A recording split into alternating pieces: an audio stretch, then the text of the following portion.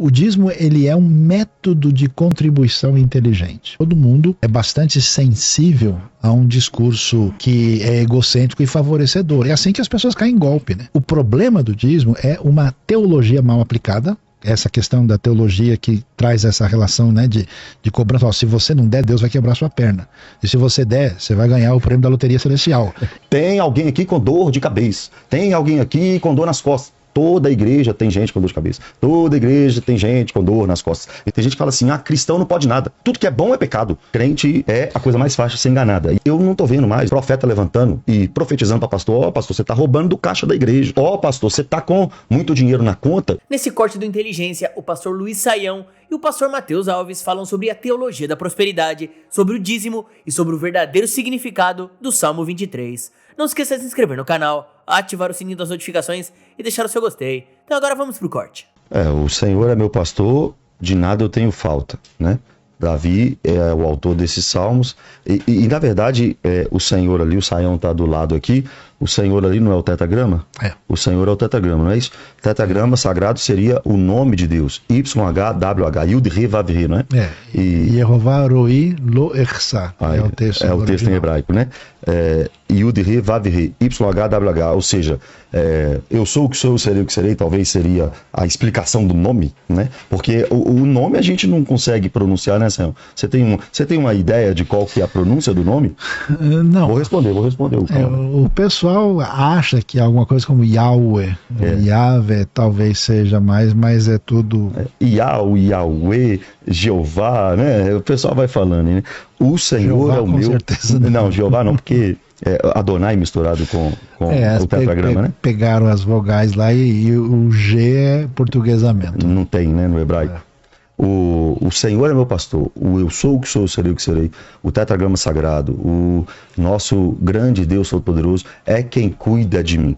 Eu não sinto falta de mais nada. Tem gente que pega esse texto na teologia da prosperidade, talvez numa confissão positiva. O Saião não gosta muito de nomenclatura não, mas eu estou nomeando aqui os hereges de hoje. O texto diz que, na visão deles, que se eu tenho o Senhor, eu não tenho falta de nada, porque Deus me dá tudo o que eu quiser. Tudo que eu tiver fé, Deus me dá, porque eu não tenho direito de sentir falta de nada, eu não preciso sentir falta de nada, porque eu tenho Deus. Na verdade, essa pessoa que pensa assim, deveria ler um pouco da vida de Paulo, né?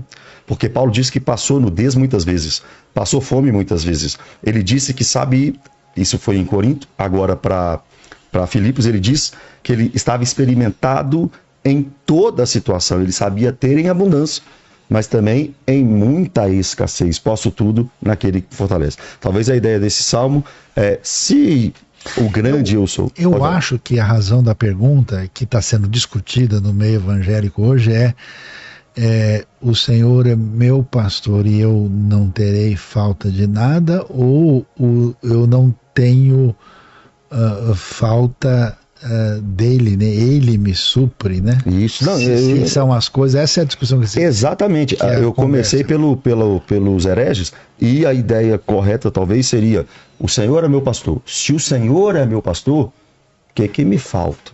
De nada tenho falta. Tem uma música assim, de nada tenho. O que me falta se eu tenho Deus?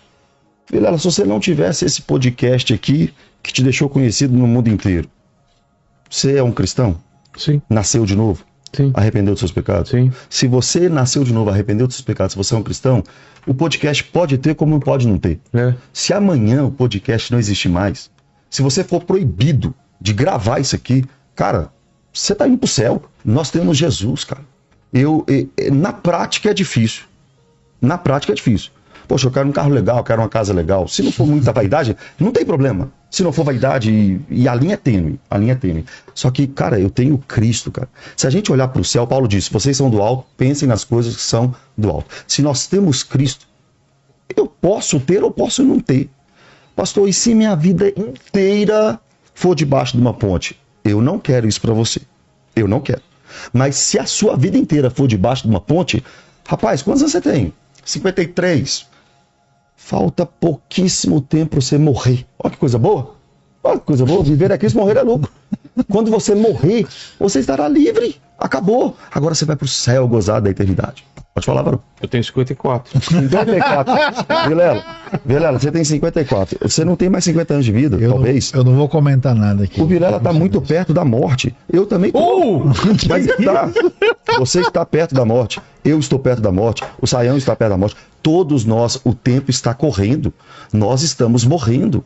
Se Deus permitir eu chegar em Belo Horizonte amanhã, que eu tenho voo de madrugada, se Deus permitir eu chegar amanhã, eu estarei mais perto da morte. Amanhã. E graças a Deus por isso. Viver é Cristo, morrer é ganho. Nós nos prendemos muito nas coisas daqui. E assim, tem coisa aqui que é boa, é legítima. Quem não quer uma coisa boa na vida? Só que, cara, não é o que me preenche. Não é o que me preenche. Salomão, no auge da sua experiência, ele vai lá e escreve Eclesiastes, né? E no capítulo 12 ele diz assim, olha, o resumo da vida do homem é temer a Deus e obedecer os seus mandamentos. Esse é o resumo. Qual que é o resumo da vida do homem? É deixar um legado para o filho? Qual legado? Financeiro? Não, nem tanto. É conhecer a Jesus, é estar perto de Jesus, é ser íntimo dele, porque isso me dá a vida eterna. Se isso não for o combustível da pessoa, essa pessoa não é cristã. Como eu saber se eu sou cristão? Se eu imito Jesus. Qual que é o meu prazer? Meu prazer é me deitar no carnaval todo aí, esse final. Não é. Meu prazer não é carnaval, não é prostituição. Meu prazer é viver em santidade. Tem gente que fala assim, cristão não pode nada. Tudo que é pecado, eu ouvi de uma pessoa, né? Tudo que é pecado, tudo que é bom é pecado. Não.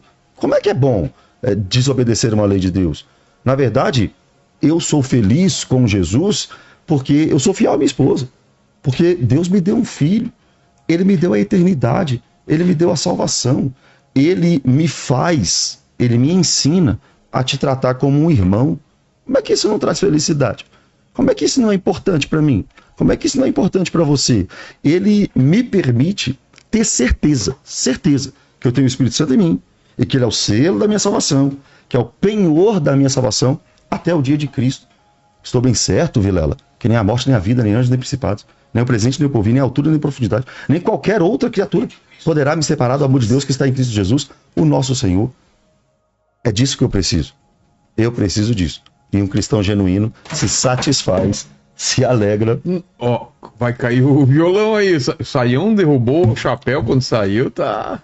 Eu falei que amanhã talvez... Pronto. Eu falei que amanhã talvez você não ia gravar mais o podcast. E ele tá levando Começa agora. Ele tá destruindo Hoje o cenário. se cumpriu essa profecia. Eu tô meio preocupado. O negócio aqui começou a falar em 53, 54, ali eu já venho. Fala, Lene.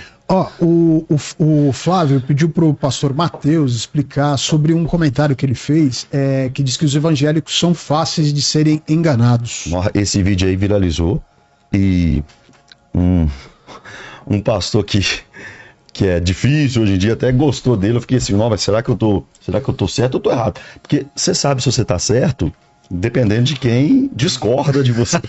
Se fulano discordou de mim, opa, tô certo. Agora, se fulano concordou, meu Deus do céu. Mas esse vídeo, o que o irmão tá falando aí, é um vídeo que eu postei, que eu disse que crente evangélico, eu acho que eu falei evangélico, é a coisa mais fácil de ser enganada. E qual é o contexto? Tava pregando.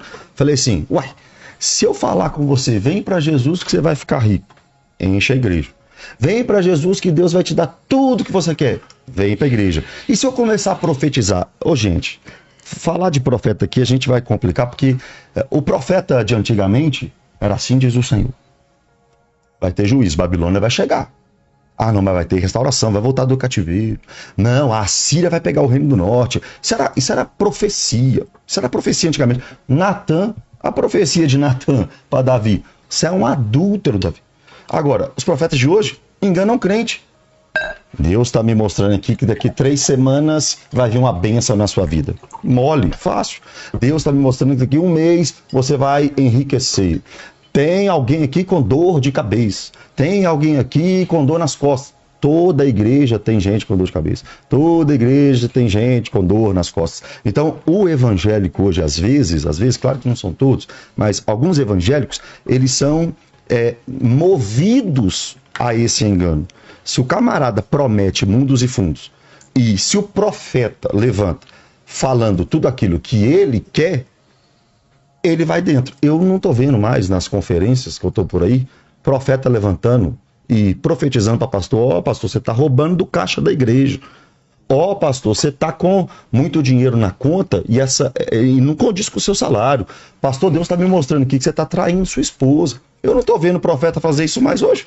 Só estou vendo o profeta falando o que o camarada quer ouvir. Por isso que eu falei que é muito fácil enganar evangélico hoje.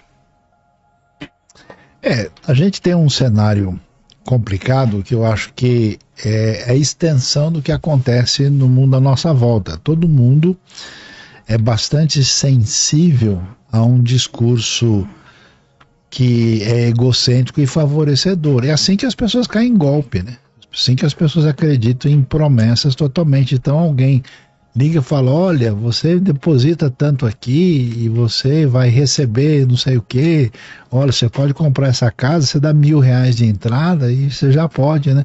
Então muitas pessoas, esse tipo de atitude inadequada e irresponsável está presente na espiritualidade popular em vários ambientes, e as pessoas que não têm boas intenções se aproveitam disso. Então aquele negócio, né, não é mais profecia, é profetada. Profetada. Hoje tem muita profetada.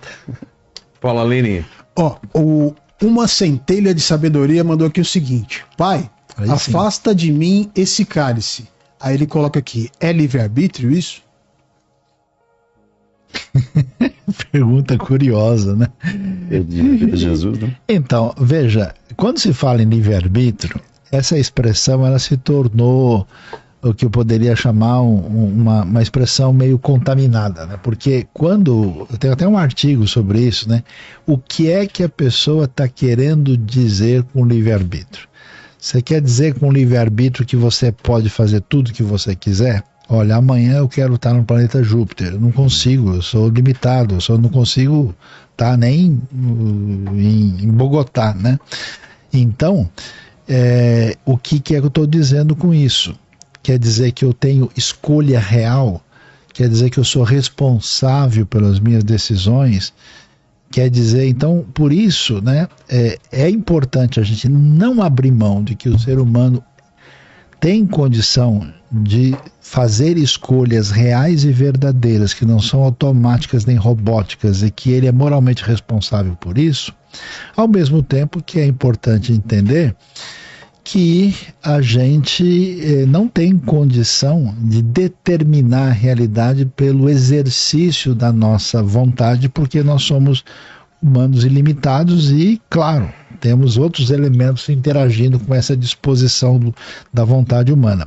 Só que assim, quando Jesus está passando por esse momento, Jesus é alguém absolutamente incontaminado, ele é plenamente humano, ele está sentindo o peso, a dor completa, e ele expressa essa dor suprema. E essa realidade de sofrimento em nosso favor, e que ele vai dizer: Pai, se possível, afasta de mim esse cálice. Então, assim, eu não entendo por que está se conectando o livre-arbítrio com isso, porque é claro que Jesus tem plena condição de tomar a decisão. O que está em jogo nesse relato está relacionado com a expressão plena da humanidade de Jesus, mais do que discussão de arbítrio ou não. Tem uma pergunta aqui do Marcos. Ele fala o seguinte: Jesus disse explicitamente que o dízimo era pago ao Império Romano, porque César é quem controlava a economia local e não a igreja. O que vocês acham da cobrança descarada feita hoje? Eu não sei de onde ele tirou que o dízimo seria para o Império Romano. Na verdade, dê a César o que é de César, né? Confundiu com imposto. Com imposto, porque a Bíblia diz: dai a César o que é de César na questão tributária. Só que no assunto dízimo, eu tenho muita convicção sobre o que eu creio, né? E o Saião vai me corrigir se eu estiver errado, porque entre Saião e eu, quem está errado sou eu, é claro. Né? Mas o Saião vai explicar aqui. Eu entendo, Mateus, que o dízimo é antes da lei, como um princípio, várias culturas faziam o dízimo. Gênesis 14, Abraão deu dízimo a Melquisedeque. Gênesis 28, se eu não me engano, Jacó prometeu dar o dízimo a Deus se ele fosse bem sucedido na sua caminhada para Padã Arã, né? Só que nós temos, na lei de Moisés, e também em Neemias e alguns textos, em Malaquias também, mas Números 18, Deuteronômio 12, Deuteronômio 14 e Deuteronômio 26, 4 tipos de dízimos, que se nem o melhor cristão desse mundo vai conseguir dizimar como os judeus dizimavam. Era para o levita, do sustento para os levitas, para custear a festa judaica, e de 3 em 3 anos para ação social em Israel. Era para isso o dízimo de Israel. Depois vocês podem ler em casa. Deuteronômio 12, 14, 26, Neemias 10, Malaquias 3 e etc. No Novo Testamento, o dízimo ele é citado 4 vezes. Mateus 23, 23, o mais conhecido, Lucas 11, 42, Lucas 18, 12 e Hebreus 7, do 1 ao 10. Todos esses 4 textos, né, estão remetendo à prática do velho pacto, do antigo pacto. Eu não creio que o dízimo seja algo obrigatório para um cristão hoje. Não posso basear a minha visão de dízimo na lei de Moisés, não posso. E se eu basear, não dá para um cristão dizimar como a lei de Moisés ordena. Não dá, simplesmente não dá. Agora, como princípio, você pode contribuir na sua igreja local com 10%? Pode. Eu dizimo, Mateus, eu dizimo. Mas eu dizimo porque eu sei que a igreja precisa de pagar suas contas, etc. Só que não é lei para o Novo Testamento, eu entendo assim. Agora, quer agir como princípio? Aquele que come não julga o que não come, o que não come não julga o que come. Eu acho assim. Então, eu acho que a discussão sobre essas coisas, elas parecem revelar que as pessoas não entenderam o Sermão do Monte, né? Porque a questão, quando você não entende o que está por trás, porque a discussão de Jesus com os religiosos da sua época é uma discussão que é a seguinte: vocês não entenderam a intenção da lei. Vocês estão dizendo, olha, não pode fazer isso, não pode, o cara está carregando a esteira dele no sábado. Olha, a pessoa está fazendo isso. Então, o que existe? O dízimo foi muito bem explicado aqui pelo Mateus. Você tem todo um transfundo da história antiga, dos diversos textos. O dízimo é um método de contribuição. E o que acontecia lá com César, com o imposto, não tem nada a ver, a pergunta confundiu os dois, né? O dízimo, ele é um método de contribuição inteligente. Por quê? Primeiro, porque ele estabelece uma contribuição igualitária para todo mundo. Olha, pessoal, nós temos aqui uma comunidade, ela tem vários projetos, e aí, para a gente poder fazer isso, cada um dá R$500. Para um vai faltar, para outro é tranquilo. Então, quando você estabelece uma porcentagem, isso iguala todo mundo na questão da contribuição. Segundo, essa comunidade pode fazer planos e projetos porque as pessoas têm contribuído e têm recursos que nos mostram uma direção. E terceiro, o importante nessa história toda é que ninguém diz obrigado só da boca para fora. Então, o contribuir é um ato de adoração. Então, assim, eu acredito, porque tudo que você valoriza, você gasta naquela direção. Conheço pessoa, por exemplo, o cara, sei lá, coleciona gibi, ele paga R$5.000 num gibi de 100 anos atrás, né? Então, a pessoa gosta daquilo, aqui a pessoa valoriza. Então, assim, o problema do dízimo é uma teologia mal aplicada, essa questão da teologia que traz essa relação, né, de cobrança. Ó, se você não der, Deus vai quebrar sua perna. E se você der, você vai ganhar o prêmio da loteria celestial. Esse tipo de atitude, ela é absolutamente rejeitável. Porque, no fundo, o que Jesus nos chamou não foi para dar dízimo ou ir uma vez por semana na igreja e ler o Salmo 23 à noite. Ele chamou para um negócio chamado: aquele que não renuncia a tudo quanto tem, não pode ser meu discípulo. O que você é chamado é para ser sacrifício vivo e agradável. Quer dizer, Deus não quer cordeirinho, Deus quer que você pegue você, que é o sacrifício vivo, e se entregue inteiramente. Quando você está entregue inteiramente no reino de Deus, não é que você gasta 90% em soufflé e 10% é para a igreja. Tudo que é seu é destinado à glória de Deus e deve ser usado de uma maneira a amar Deus e amar o próximo. E aí essa lógica toda de como as pessoas lidam, que ó, Deus mandou, será que se eu der 9,5 ele vai me pegar na esquina? Se eu der 11,5 eu ganho um bombom na saída? Então esse tipo de raciocínio vê que a galera desconectou da coisa mais importante. Tem uma vertente, né, que se você vir para Cristo, você vai ficar rico, se você der o dízimo, você vai ficar rico, etc, etc, etc. E isso não funcionou nem com Zaqueu, né? Porque quando Zaqueu foi para Cristo, ele ficou 50% pobre em 1 minuto. Exatamente. Vem passar para crente, eu gosto de brincar. Você passou para crente, Zaqueu passou para crente. 1 minuto de conversão, e já perdeu 50% dos bens dele. E depois ele disse, restituir. Isso, e depois ele disse, e se eu defraudei alguém, 4 vezes mais está restituído. Então, se a pessoa entender que os seus recursos são para Deus, e estou falando CNPJ de igreja, estou falando são para Deus, você vai ter uma visão melhor na contribuição, né? Não na obrigatoriedade. Agora, Leni, uma coisa importante, se a pessoa de fato faz parte de uma comunidade de fé, onde os recursos não são usados de uma maneira responsável e adequada, e onde a liderança abusa dos benefícios para o seu próprio bem-estar, alguma coisa está fora do lugar aí. Então a gente precisa ter uma sabedoria. A contribuição para os projetos do reino de Deus é muito importante, mas se a coisa está indo numa outra direção, é bom prestar atenção. Contribuir financeiramente é doutrinário. Sim. É doutrinário no Novo Testamento, é doutrinário. 1 Timóteo 5, Filipenses 4, 1 Coríntios 16, alegria, né? Com alegria, porque Deus ama o que dá com alegria, e também para a causa de Deus, não para a causa de homens, né, Sam? Como você está falando aí. Muito obrigado por ter ficado comigo até o final desse vídeo. Não esqueça de se inscrever no canal, ativar o sininho das notificações e deixar o seu gostei. Todo dia tem um corte novo pra você. Dá uma olhada no canal, tem muita coisa legal já. Até amanhã.